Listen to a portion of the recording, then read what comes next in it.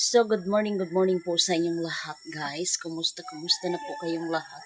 So, maaga tayong nagising ngayon kasi may lakad ako dun sa bayan ng Lapas. So, sinitan lang, kakagising lang po ni Nathan. Hindi sinitan magsama sa akin kasi may klase sila, may pasok sa paaralan. So, ngayon ako lang. Dinala ko yung sabi ni ma'am yung sabi na magdala daw ako ng valid ID. Sana po successful yung ko ngayon, yung lakad ko ngayon. So guys, i-prepare nyo ako na successful yung Lord lang ang nakakaalam sa mga lakad ko ngayon. So hindi na ako naligo guys, lang ako, naghatbat kasi malamig pa yung tubig, kaya hindi ako nakaano. So guys, punta na kami dun sa guys, sa Pambot. Dito ako sa yung best friend ko kasi yung sinasakyan ko.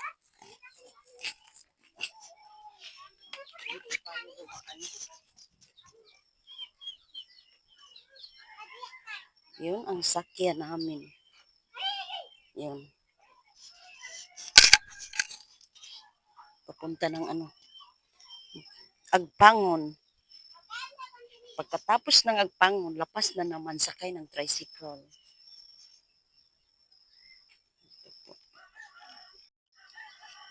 Kasi sila guys, sila best friend ko, sila Jinlin, papunta ng lugar ng mama niya. Kaya na ako sa kanila. Sabi niya, magkaka-slide ako.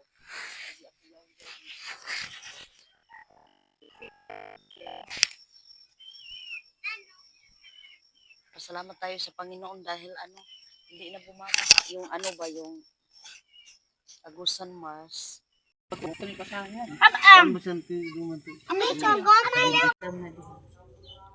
So guys, dito na po ako ngayon sa sa Agpangon, papunta ng bayan ng Lapas. So hinihintay ko lang yun guys, yung sino ang mag-una dyan sa kanila, yung tricycle, papunta dun sa sa bayan ng Lapas. So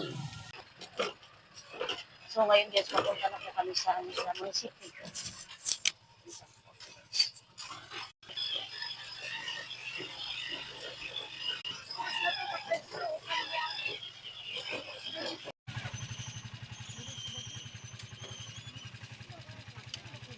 Ato ko munisipyo.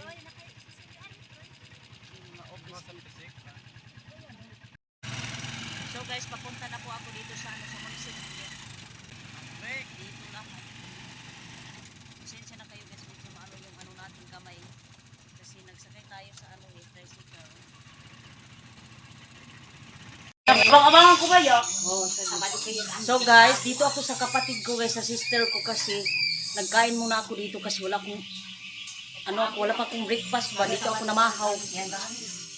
So ngayon guys, na problema talaga ako kasi pagpunta ko dun sa sa post office, ang sabi ka lang ng alauna kasi may gagawin pa daw sila. Nag-meeting pa, so balikan ko. May naman dun daw, nag-abot na dumating na mga papel, sabi niya. Ulitin kayo na, sabi niya, anuhin daw baka may pangalan na ko doon, sabi niya. Sige lang kasi layo kasi doon sa amin sa Tikgon.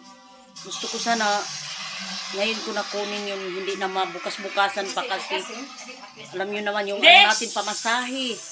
Naghiram lang ako sa namin sa kapitbahay po ng 200 para makapamasahe ako ng ng Pambot. Yung ko na lang yung Pambot 100. Yung sikad. Guys, galing ako munisipyo. Ngayon lang ako nakarating dito sa bahay ni sister. So ngayon,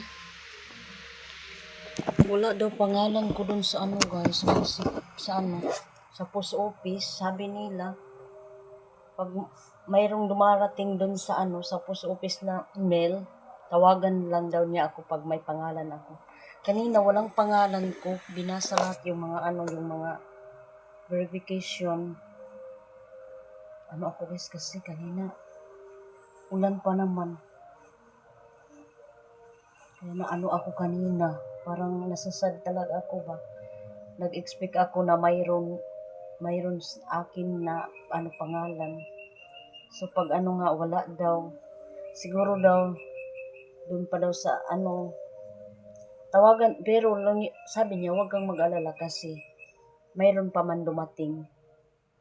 siguro hindi pa yung ano nakarating yung sayo. Naulahi pa daw ba.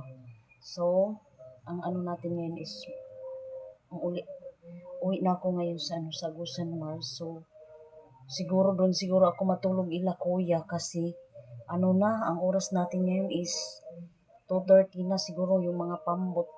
Iniwan na siguro ako nila ba. Nakakaano na talaga ako. Nakaka-stress pero laban pa rin.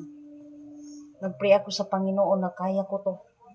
Kaya ko to lahat, Lord.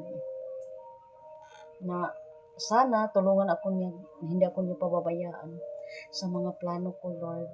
Siya ang mag-ano sa akin magabay. Then sana po is wag niyo pa skip yung mga ads natin po kahit wala tayong ano. Ano ko guys Haggard na talaga ako guys. So by the way, shout out po sa lahat ng nanonood. Si Ma'am Net, shout out po sa inyo dyan. Sana po lagi kayo mag-iingat sa mga gawain nyo. Then, yun ang ano ko sa inyo po na kanina. Excited pa naman ako nagising ako kanina mga 4. Then nagsaing ako kanina kay sinitan kasi